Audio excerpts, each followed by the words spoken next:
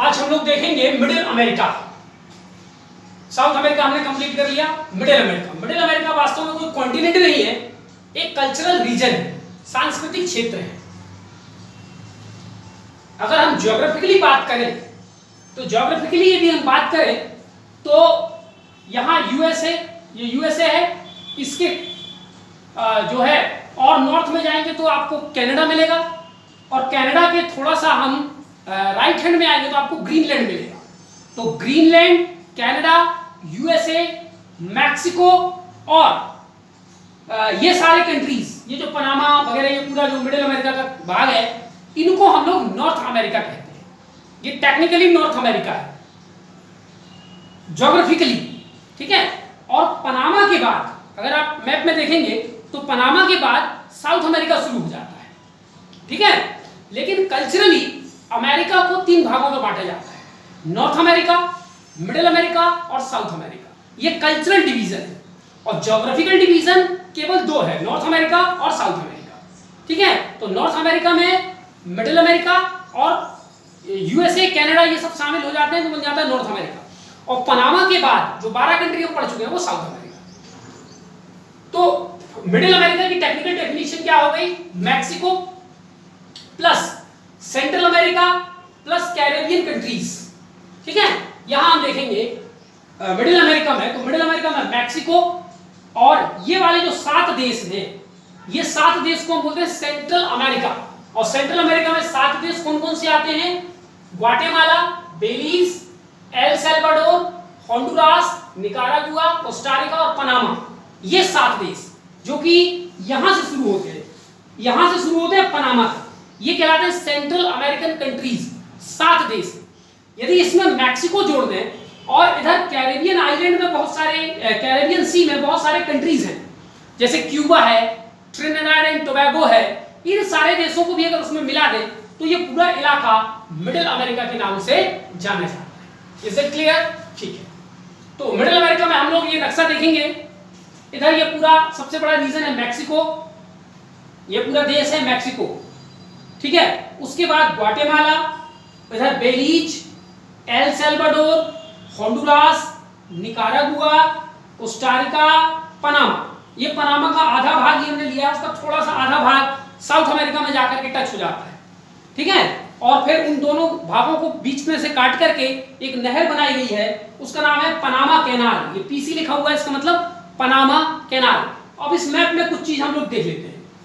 इस मैप में आप देखेंगे तो ये मैक्सिको है, और मैक्सिको के ठीक नॉर्थ में यूएसए लगता है, अमेरिका। तो मैक्सिको की जो नॉर्दर्न बाउंड्री है वो यूएसए के साथ लगती है, और इसी में से अमेरिका से एक रिवर निकलती है, रियो ग्रांडे रिवर, और ये रियो ग्रांडे रिवर यहां अमेरिका और मैक्सिको के बीच में बॉर्डर बनाती है और गल्फ ऑफ मैक्सिको में जाकर के गिर जाती है। तो Rio Grande river makes natural border between Mexico and USA. तो यहां पर तो नदी है, लेकिन इस इलाके पर जो मैक्सिको और यूएसए की ये जो बॉर्डर है ये ओपन है, इसलिए मैक्सिको के कुछ ड्रग स्मगलर और कुछ गलत काम करने वाले लोग मैक्सिको को पार करके अमेरिका में चले जाते हैं। इसी को लेकर के ट्रंप ने पूरे अपना इलेक्शन जब लड़ा था तो इसी में कैंपेन किया था, और उसने डिक्लेयर किया था कि हम यहां से यहां तक, रियो ग्रांडे नदी तक एक बहुत बड़ी दीवार खड़ी करेंगे जिससे मैक्सिको के लोग इसको पार करके अमेरिका ना आ पाए, ठीक। ये है गल्फ ऑफ कैलिफोर्निया, ये जो लंबा सा दिख रहा है गल्फ ऑफ कैलिफोर्निया, ये मैक्सिको की खाड़ी, ये अमेरिका का फ्लोरिडा वाला क्षेत्र है। फिर यहां पर ये मैक्सिको का ये है यूकाटन पेनिनसुला, ये 3 तरफ से वाटर बॉडी से घिरा है, इधर वाटर बॉडी, इधर वाटर बॉडी, इधर वाटर बॉडी। ये है यूकाटन पेनिनसुला, यूकाटन प्रायद्वीप, जो कि मैक्सिको का भाग है। और उसके बाद कैरेबियन सी में ये क्यूबा। तो इन दोनों को अलग करने वाली एक स्ट्रेट है जिसका नाम है यूकाटन स्ट्रेट, YS लिखा है, यूकाटन स्ट्रेट। तो यूकाटन स्ट्रेट मैक्सिको के यूकाटन पेनिनसुला को क्यूबा से अलग करती है और गल्फ ऑफ मैक्सिको को कैरेबियन सी से जोड़ती है, ठीक। अब इस पूरे इलाके में यदि हम वाटर बॉडी देखें तो ये पूरा इलाका, इधर आपका ये जो वेस्टर्न साइड है, ये पूरे वेस्ट में पैसिफिक ओशन है, ये पूरा पैसिफिक ओशन, और इधर आपका ये पूरा ईस्ट में, इधर आपका अटलांटिक ओशन, उसी अटलांटिक ओशन का एक भाग है कैरेबियन सी, ठीक है। तो यहाँ आपका पैसिफिक ओशन, उधर अटलांटिक ओशन, इधर कैरेबियन सी, ठीक है। इतनी बात समझ में आ गई। अब इस पूरे नक्शा को आप ध्यान में रखेंगे और हम लोग चलिए वन बाय वन एक कंट्री को हम लोग देखना शुरू कर दें। एक और बात यहाँ बता दें कि ये जो पूरा इलाका है पनामा को छोड़ करके, पनामा को छोड़ करके मैक्सिको और ये 6 देश, ये पूरे पठारी देश प्लेट्यू रीजन है। और ये पूरा इलाका जिस प्लेट्यू पे बसा है उस प्लेट्यू का नाम है मैक्सिकन प्लेट्यू, मैक्सिको का पठार। तो पूरा मैक्सिको खुद मैक्सिको के पठार में बसा हुआ है।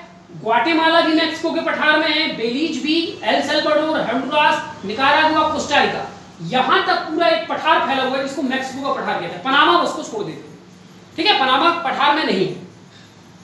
तो इधर पूरा इलाका पठार है और इधर पूरा वेस्ट साइड एक नैरो माउंटेन है। यहां से लेके कोस्टा रिका से लेके यहां बिल्कुल इलाका कोस्ट में एक माउंटेन है, उस माउंटेन का नाम है वेस्टर्न सियरा माद्रे। और उसी प्रकार एक माउंटेन है मैक्सिको में जो उसके ईस्ट से गुजरता है और उस ये भी कोस्टा रिका तक आता है और उसका नाम है ईस्टर्न सियरा माद्रे। और उन दोनों माउंटेन के बीच में एक इंटरमॉन्टेने प्लेट्यू है, उसको हम मैक्सिकन प्लेट्यू कहते हैं। तो ये पूरा सेंट्रल अमेरिका या मिडिल अमेरिका हम कहें वो पूरा प्लेट्यू रीजन में बसा हुआ है, ठीक है। अब हम लोग एक कंट्री के बारे में कुछ डिटेल देखते हैं। सबसे पहले हम लोग देखते हैं मैक्सिको, ठीक है। तो Mexico plus central America plus Caribbean countries, हम लोग सबसे पहले देखेंगे मैक्सिको, फिर सेंट्रल अमेरिका के देश, फिर कैरेबियन कंट्री। जब ये तीनों देश हम इकट्ठे पढ़ लेंगे तो ये हमारा मिडिल अमेरिका कंप्लीट हो जाएगा।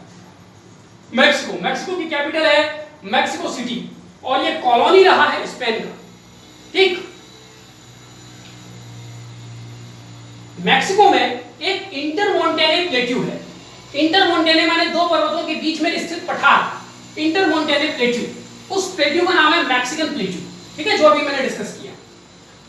Lies between western and eastern Sierra Madre mountains. ये जो प्लेट्यू है मैक्सिकन प्लेट्यू, ये दो माउंटेन के बीच में है। वेस्ट में जो माउंटेन उसका नाम है वेस्टर्न सियरा माद्रे और जो ईस्ट में है उसका नाम है ईस्टर्न सियरा माद्रे। या लैटिन भाषा में यदि कहें तो वेस्ट वाले को कहते हैं ऑक्सीडेंटल और ईस्ट वाले को बोलते हैं ओरिएंटल, ठीक है। तो ऑक्सीडेंटल सियरा माद्रे और ओरिएंटल सियरा माद्रे के बीच में स्थित है Mexican plateau. World's largest producer of silver, Mexico की बात हो रही है। मैक्सिको दुनिया में सिल्वर का लार्जेस्ट प्रोड्यूसर है, रिजर्व नहीं, रिजर्व पेरू में, ठीक है। और यहां पर एक बहुत फेमस खदान है चांदी की, सिल्वर की, जिसको बोला जाता है चिहुआहुआ। ये चिहुआहुआ माइन कहां पर है? चिले में, सॉरी मैक्सिको में है। और चिकुआकामाटा माइन कहां पर है? चिले में, ठीक है। दोनों सिल्वर के माइन है। Having largest number of world heritage site among America. America जब मैं बोलता हूं या कोई भी अमेरिका शब्द बोलता है तो अमेरिका का मतलब है नॉर्थ अमेरिका, मिडिल अमेरिका और साउथ अमेरिका। बात समझ में आ गई, ठीक है। तो केवल अमेरिका जब बोला जाता है तो north America, middle America, south America, सबको मिला के अमेरिका बोला जाता है। तो इन सभी देशों में सबसे ज्यादा वर्ल्ड हेरिटेज साइट मैक्सिको में पाया जाता है। Petroleum reserves along gulf of Mexico, ये गल्फ ऑफ मैक्सिको में इसके आसपास के रीजन में मैक्सिको का बहुत बड़ा पेट्रोलियम रिजर्व यहां पर पाया जाता है। Mexico known for Maya civilisation, यहां पर एक सभ्यता, जैसे भारत में सिंधु घाटी सभ्यता, वैसे ही मैक्सिको में एक सभ्यता पाई जाती थी माया सिविलाइजेशन। और उसका एक बहुत बड़ा फेमस कैलेंडर चलता है जिसको बोलते हैं माया कैलेंडर। और इसी माया कैलेंडर ने घोषणा किया था कि 2012 में पूरी दुनिया जो है वो तबाह हो जाए, ठीक है। उस पर एक फिल्म भी बना 2012, ठीक है। तो ये मैक्सिको के बारे में इतनी जानकारी हो गई। अब हम मैक्सिको के बाद में देखते हैं central American countries. Central America में 7 कंट्री आते हैं। हम लोग डिक्रीजिंग ऑर्डर ऑफ एरिया उनको वन बाय वन देखेंगे। यानी हम सबसे पहले पढ़ रहे हैं निकारागुआ, माने सेंट्रल अमेरिका में सबसे बड़ा देश एरिया वाइज निकारागुआ है और जो सबसे आखिरी में आएगा 7वें नंबर पे उसका एरिया सबसे कम है, ठीक है। तो डिक्रीजिंग एरिया के हिसाब से सारे कंट्रीज पढ़ रहे हैं। अब ये सेंट्रल अमेरिका कंट्रीज के बारे में कुछ बातें कॉमन है वो हम देख लेते हैं। Number 1, all Central American countries were colony of Spain. आपको ध्यान रखना है कि 7 कंट्री है सेंट्रल अमेरिका के, उनमें से एक को छोड़ करके बाकी 6 देश स्पेन के गुलाम थे, केवल एक देश ऐसा था जो स्पेन की जगह ब्रिटेन का गुलाम था, और वो था बेलीज। ठीक है, तो all Central American countries were colony of Spain except Belize. Belize UK का गुलाम था, पहली बात। दूसरी कॉमन बात, ये सेंट्रल अमेरिका के जितने देश हैं उनमें सब में कुछ जो एग्रीकल्चर प्रोडक्ट है वो कॉमन है। जैसे सभी देशों में शुगर कैन होता है, गन्ना की खेती सब में होती है, कॉफी की खेती सब में होती है, टोबैको की खेती और बनाना की खेती। ठीक, इसके अलावा ये भी ध्यान रखना है कि ये सारे बड़े गरीब टाइप के देश हैं, बहुत ज्यादा अमीर देश नहीं। ठीक है, इसीलिए कभी कभी कह दिया जाता है बनाना रिपब्लिक। जब बनाना रिपब्लिक बोला जाता है तो कोई देश बनाना रिपब्लिक नहीं है। दुनिया के वे देश जहां बनाना होता है, और बनाना सबसे ज्यादा सेंट्रल अमेरिका में होता है, और बल्कि सेंट्रल अमेरिका ना कहें अगर हम, तो central America plus south America, उसको लैटिन अमेरिका कहते हैं। आपको ये ध्यान से समझना है, सेंट्रल अमेरिका यानी ये 7 देश, ठीक है, ये 7 देश, इनको बोलते हैं सेंट्रल अमेरिका। जब सेंट्रल अमेरिका में हम मैक्सिको और कैरेबियन जो कंट्रीज हैं, वेस्ट इंडीज वगैरह, West Indies, Cuba, Trinidad Tobago, इनको भी जोड़ देते हैं तो ये बन जाता है मिडिल अमेरिका। और मिडिल अमेरिका में जब हम साउथ अमेरिका के 12 देश भी जोड़ देते हैं तो उनको बोलते हैं लैटिन अमेरिका। मेरी बात समझ में आ गई? तो सबसे बड़ा गोला बनेगा लैटिन अमेरिका। लैटिन अमेरिका के अंदर है मिडिल अमेरिका। ठीक है, तो लैटिन अमेरिका से हम क्या निकाल दें तो मिडिल अमेरिका बच जाएगा साउथ अमेरिका। बात समझ में आ रही है पूरी बात? ठीक है, एक बार फिर से बता देता हूं। सेंट्रल अमेरिका यानी ये 7 देश। सेंट्रल अमेरिका में अगर हम मैक्सिको और कैरेबियन कंट्रीज की आइलैंड को जोड़ देते हैं तो जो नया अमेरिका बनता है उसको बोलते हैं मिडिल अमेरिका। फिर मिडिल अमेरिका में अगर हम साउथ अमेरिका भी जोड़ दें तो एक नया अमेरिका बनता है, उसको बोलते हैं Latin America. Is it clear? ठीक है, तो ये ध्यान रखना। तो पूरे लैटिन अमेरिका के देशों में बनाना होता है और ये गरीब देश है। ठीक है, इसीलिए चिढ़ाने के लिए कभी कभी बोल दिया जाता है बनाना रिपब्लिक। जैसे एक बार शशि थरूर ने भारत के बारे में कह दिया था कि India is like a banana Republic, यानी गरीब देश। ठीक है, तो कभी कभी हम भी लोगों को मजाक उड़ाने के लिए कह सकते हैं you are looking like a banana republic. तो बनाना रिपब्लिक माने गरीब देश। ठीक है, ये समझ में आ गया। चलिए अब हम एक एक करके सारे देशों को देखते हैं। सबसे पहले निकारागुआ। तो ऑलरेडी हम डिक्रीजिंग ऑर्डर पे बात कर रहे हैं तो उसमें ये लिखने की बात नहीं है कि largest country of Central America, नहीं। ठीक है, अंडरस्टूड है। इसकी कैपिटल है Managua. Its eastern coast is known as Mosquito Coast. ये आप ध्यान रखिए, यह है निकारागुआ और इसका ये ईस्टर्न कोस्ट है जो कि कैरेबियन से या अटलांटिक ओशन से लगती है। इसके कोस्ट को मॉस्किटो कोस्ट कहते हैं। मॉस्किटो कोस्ट से आप कंफ्यूज मत होना कि यहाँ मच्छर पाए जाते हैं, ऐसा नहीं है। ठीक है, यहाँ मिस्किटो नामक एक एम्पायर हुआ था। जैसे हमारे यहाँ गुप्ता एम्पायर, मौर्यन एम्पायर, ठीक है, उसी प्रकार वहां पर एक एम्पायर हुआ था निकारागुआ में, मिस्किटो, MISKITO। फिर वो बिगड़ते बिगड़ते मॉस्किटो हो गया। ठीक है, तो मच्छर पाए जाते हैं, ऐसा नहीं है। तो मॉस्किटो कोस्ट दुनिया के किस देश में पाया जाता है? निकारागुआ में पाया जाता है।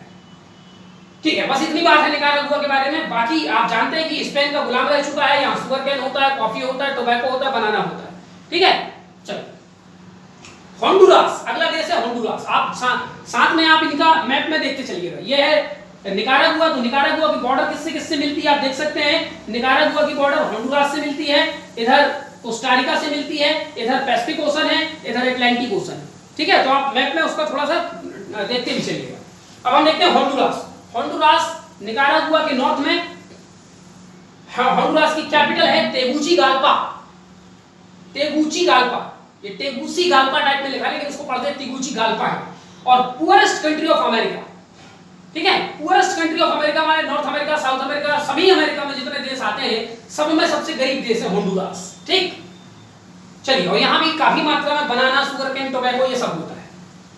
ग्वाटेमाला। ग्वाटेमाला कैपिटल है इसकी Guatemala city. Most populous country of Central America. Central America के जो 7 देश हैं उनमें सबसे ज्यादा जनसंख्या ग्वाटेमाला की। एरिया वाइज सबसे बड़ा निकारागुआ है। ठीक है, चलिए हो गया। Guatemala is complete. ग्वाटेमाला की बॉर्डर कहां-कहां लगती है आप देख सकते हैं। इधर मैक्सिको से इधर बॉर्डर लगती है, इधर बेलीज से बॉर्डर लगती है, इधर होंडुरास से लगती है, इधर एल सल्वाडोर से लगती है और इधर पैसिफिक ओशन है। ठीक है, बस इतना। ठीक है, तो आप थोड़ा ज्योग्राफी भी देखते चलिएगा। अगला कंट्री है पनामा। ये है पनामा। ठीक है, पनामा, इसकी कैपिटल है पनामा सिटी और ये ट्रांसकॉन्टिनेंटल कंट्री है। ट्रांसकॉन्टिनेंटल माने ये 2 महाद्वीपों में बसा हुआ है। पनामा का आधा भाग नॉर्थ अमेरिका में आता है ज्योग्राफिकली, और उसका आधा भाग साउथ अमेरिका में आता है। उन दोनों के बीच से पनामा कैनाल निकली हुई है, ठीक है। तो ये ट्रांसकॉन्टिनेंटल कंट्री, तो एक अलग से लिस्ट बनाते चलिएगा कि ट्रांसकॉन्टिनेंटल कंट्री दुनिया में कौन कौन से हैं। एक हम लोगों ने पढ़ा रसिया, एक हम लोगों ने पढ़ा इजिप्ट, एक हम लोगों ने पढ़ा पनामा, एक और अभी हम पढ़ेंगे टर्की, ठीक है। तो ऐसे कौन कौन से देश हैं जो ट्रांसकॉन्टिनेंटल माने दो महाद्वीपों में पाए जाते हैं, तो इनका अलग से लिस्ट बना लीजिएगा। चलिए, पनामा में एक बहुत इंपॉर्टेंट है पनामा कैनाल, जो पीसी लिखा हुआ है, पनामा कैनाल, इसको देखते हैं, ठीक है। तो पनामा की एक जो लैंड है उसको काट करके पनामा कैनाल बनाया गया है, और वो पनामा कैनाल इधर पैसिफिक ओशन है और इधर अटलांटिक ओशन है, तो पैसिफिक ओशन को अटलांटिक ओशन से जोड़ती है। कंस्ट्रक्टेड बाय यूएसए, इस कैनाल का निर्माण अमेरिका द्वारा 1914 में किया गया था। इसके पहले फ्रांस ने शुरुआत की थी बनाने के लिए, लेकिन कुछ इंजीनियरिंग दिक्कतों के कारण फ्रांस नहीं बना पाया, ठीक है। 1904 में फ्रांस ने कोशिश की थी, 1914 में अमेरिका ने कोशिश किया और बन गया, और 1923 में बनकर तैयार हो गया, चालू हो गया, सिख वगैरह उसमें से गुजरने लगे, ठीक है। Remain under control of USA up to 2000, Panama नहर पर कब्जा 2000 तक, वर्ष 2000 तक अमेरिका का, क्योंकि उसी ने बनाया। 2000 के बाद उसने कब्जा पनामा देश को दे दिया, तो पनामा देश ही अब पनामा कैनाल का मालिक है। वहां से गुजरने वाले जहाजों का जो किराया विराया है, जो कुछ लेना देना है, वो सब पनामा करती है। ये जो पनामा कैनाल है, ये 82 किलोमीटर लॉन्ग है, लंबा 82 किलोमीटर है, और ये किसको किसको कनेक्ट करती है, इधर है अटलांटिक ओशन और इधर है पैसिफिक ओशन। तो अटलांटिक को पैसिफिक से जोड़ती है, और अटलांटिक ओशन में एक सिटी है जहां पर पनामा कैनाल जाके खत्म होती है, उसका नाम याद रखना है। अटलांटिक ओशन पे एक सिटी है कोलोन, और पैसिफिक ओशन पे एक सिटी है बाल्बोआ। तो Panama canal connects Colon to बाल्बोआ।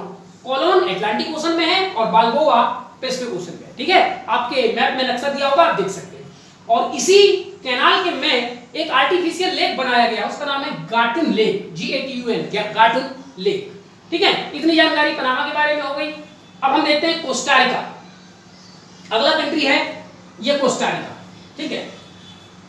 Costa Rica की कैपिटल है सेंट जोस। इसको स्विट्जरलैंड ऑफ सेंट्रल अमेरिका कहते हैं, यानी ये सेंट्रल अमेरिका का सबसे अमीर देश है, ठीक है। स्विट्जरलैंड कहते हैं इसको। Only country of world known for pacifism, दुनिया का एकमात्र देश जो पैसिफिज्म के लिए जाना जाता है। पैसिफिज्म माने शांति के लिए जाना जाता है। क्यों जाना जाता है? क्योंकि ये दुनिया का एकमात्र देश है जिसके पास कोई आर्मी नहीं है, नो स्टैंडिंग मिलिट्री। पुलिस है, छोटी मोटी आर्मी भी है, लेकिन वो लड़ाई या युद्ध करने के लिए नहीं। स्टैंडिंग मिलिट्री का मतलब कोई बड़ी परमानेंट मिलिट्री नहीं है, दुनिया का ये एकमात्र देश है, आपको ये ध्यान रखना है। और ऐसा उनके कॉन्स्टिट्यूशन में लिखा हुआ है, ठीक है। तो ये एक बड़ी जानकारी है कोस्टारिका के बारे में। अगला कंट्री हम लोग देखते हैं बेलीज। बेलीज चूंकि ब्रिटेन का गुलाम रह चुका है, इसलिए जब ब्रिटेन का गुलाम था तो इसका नाम था ब्रिटिश होंडुरास, लेकिन जब ये आजाद हुआ तो इसका नाम हो गया बेलीज। इसकी कैपिटल है बेलमोपिन। अब आप ये देखिए बेलीज, ठीक है। Only Central American country to have Atlantic coast. अब इस नक्शे में अगर आप देखें तो जितने भी देश हैं,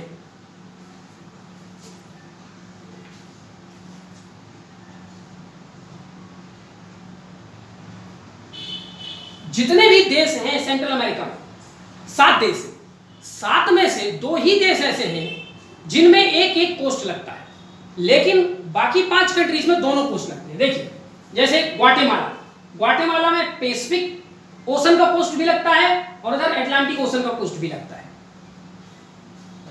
होंडुरास में भी इधर आप देखिए ये जगह छूटा हुआ है, इधर पैसिफिक ओशन का कोस्ट भी लगता है, इधर अटलांटिक का भी कोस्ट लगता है।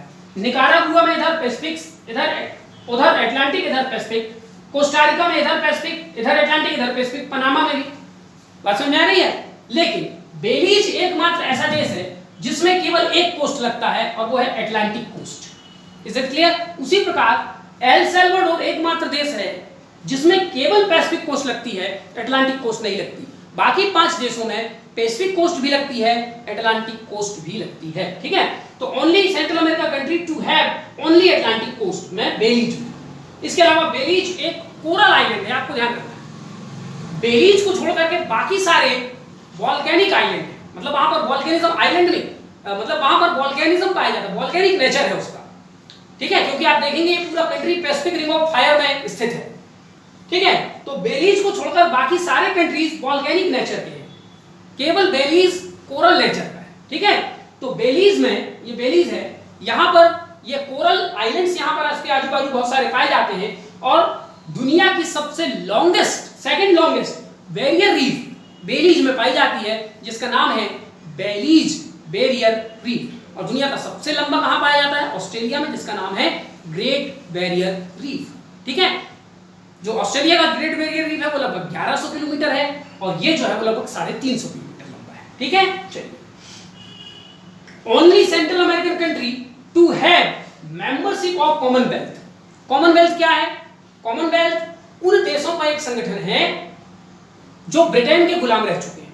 तो सेंट्रल अमेरिका से एकमात्र देश, बल्कि सेंट्रल अमेरिका से ना कहकर मैं कहूंगी लैटिन अमेरिका का एकमात्र देश, जो लैटिन अमेरिका माने पूरा मिडिल अमेरिका प्लस 12 देश साउथ अमेरिका, तो लैटिन अमेरिका का एकमात्र देश जो कॉमनवेल्थ का मेंबर है, आपको ध्यान रखना है। नॉन फॉर सितंबर celebration and Punta music. Belize की दो बड़ी खासियत है, एक तो वहां 11 दिन लंबा फेस्टिवल चलता है जिसको सितंबर में चलता है, इसलिए उसका नाम है सितंबर सेलिब्रेशन। इसके अलावा वहां की अपनी एक म्यूजिक है जिसको बोलते हैं पुंटा म्यूजिक, ठीक है। ये हो 6 देश, और ये 6 देश हम लोग डिक्रीजिंग ऑर्डर ऑफ एरिया में पढ़े। और सातवां हम देखते हैं एल सैल्वाडोर। ये है एल सैल्वाडोर। केवल एल सैल्वाडोर एक ऐसा देश है जिसमें केवल पैसिफिक कोस्ट लगती है, अटलांटिक कोस्ट नहीं लगता। इसकी जो कैपिटल है वो है सैन सैल्वाडोर। ये most densely populated country of Central America. Central America के पॉपुलेशन डेंसिटी सबसे ज्यादा एल सैल्वाडोर में पाई जाती है। इजलाको माउंटेन, यहां पर एक इजलाको माउंटेन है जो कि पूरे सेंट्रल अमेरिका के 7 देशों का सबसे ज्यादा एक्टिव वोल्केनो माउंटेन है, जिसको Pacific light house of the Pacific कहा जाता है। प्रशांत महासागर का जो प्रकाश स्तंभ कहा जाता है, ठीक है। इसके अलावा El Salvador leading producer of indigo and medicinal gum. Indigo माने नील और मेडिसिनल गम माने चिकित्सकीय गोंद का ये एक लीडिंग प्रोड्यूसर है, ठीक है। इसी के साथ हमारा ये सेंट्रल अमेरिका हम लोग खत्म करते हैं। मैक्सिको भी हमने खत्म कर दिया। अब हम इसके बाद देखेंगे कैरेबियन सी में बसे हुए कंट्रीज, ठीक है, क्यूबा वगैरह, ठीक है। चलिए,